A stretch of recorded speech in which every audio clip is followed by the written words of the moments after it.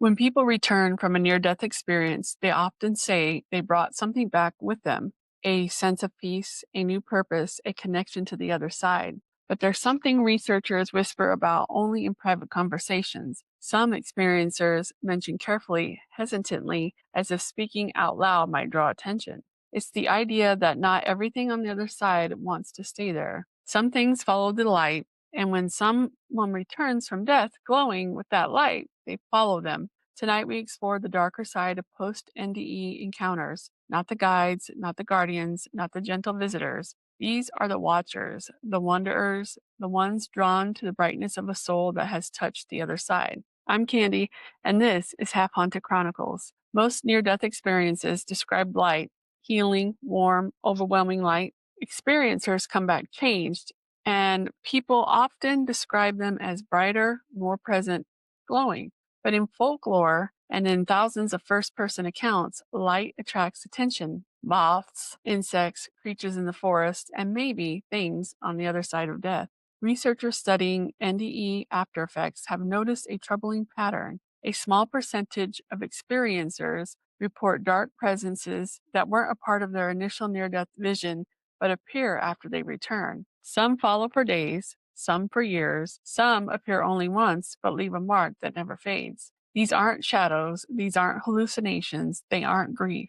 They are something else. And here's some of those stories when the darkness follows the return. The dark figure in the corner. A man named Daniel had a near-death experience after being struck by lightning. His experience was beautiful: light, warmth, and a feeling of being held. But when he returned home, something else returned with him. Every night, just as he started to fall asleep, a tall shadow would form in the corner of his bedroom. No features, no face, just height, presence, and cold. He tried praying, he tried ignoring it, he tried sleeping with the lights on, but it didn't matter.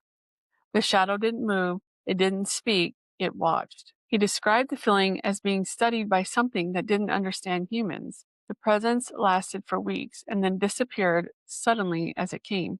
Daniel later said, "The light changed me, but something else noticed." The handprint on the car window. A woman named Nia survived a near fatal allergic reaction. Weeks after returning home, she noticed small, dark smudges appearing on the inside of her car windows, like fingerprints, child-sized, pressed deeply into the glass. She scrubbed them off. They returned, always on the passenger side, always in the same shape: 4 fingers, a thumb, and slightly too long. One night, after locking the car and going inside, she looked out her window and saw the shape of something sitting in the driver's seat. A silhouette, still, but with wrong proportions. When she returned to the car at sunrise, there was a fresh handprint, this time on the outside of the windshield. She had told no one about her near-death experience. No one knew she had flatlined, but something did. The whisper in the hallway. A boy named Lucas nearly drowned in a lake at age 9. During his NDE, he saw a woman made of light. But after he returned, he started hearing something else. A whisper, not a voice, not a message, a whispering rhythm that sounded like someone repeating his name over and over from the far end of the hallway. Always at night, always after the lights were off. One night, he finally looked, saw a figure at the end of the hall, small, crouching as if waiting. My God, no.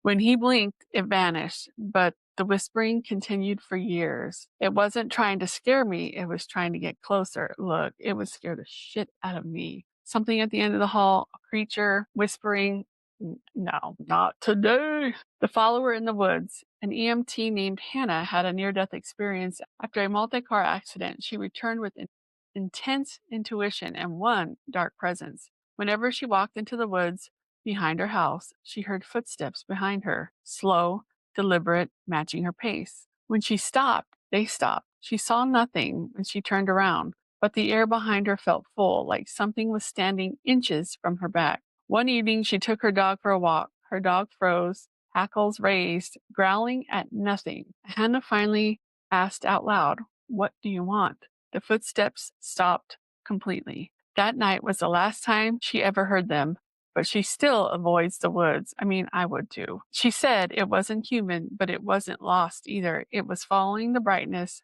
I brought back with me. Brightness or no brightness, I'm not.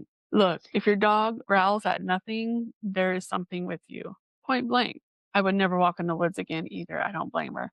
Here are 3 creepy facts to haunt your day. Several nurses who have had NDEs say they can sense which patients will die within 24 hours without any medical signs. Some doctors report seeing a faint mist leave the bodies of their patients after their near-death experience permanently changed their perception. A few healthcare workers claim they can feel when a room has held recent death, describing it as cold, thick, or heavy. Well, heck, that's all hospitals and nursing homes. I've worked in both of them and I've felt the same things. Could be universal, but I'm not discounting their experience. This episode shifts the tone, as it should, because not all near death experiences bring comfort. Some bring attention, and when you return glowing with light, it's possible that the other side isn't the only thing watching. But here is the part that experiencers emphasize over and over. These dark presences don't control them, don't harm them, and don't take anything away. They simply observe, watch the light, follow the light, and study the light. And maybe the truth is simple. When people cross over and come back, they shine like a beacon. Some things move toward that brightness because they're drawn to it. Some because they're curious, and some because they don't understand it, and some because they weren't ready to let go. The ones who follow the light aren't the threat. The real danger is pretending the light comes back alone. Next time we explore something even stranger. What happens when experiencers start slipping between worlds, not metaphorically, but literally, through dreams, visions, and moments where time and space break open? Until then, stay curious and always, always stay haunted.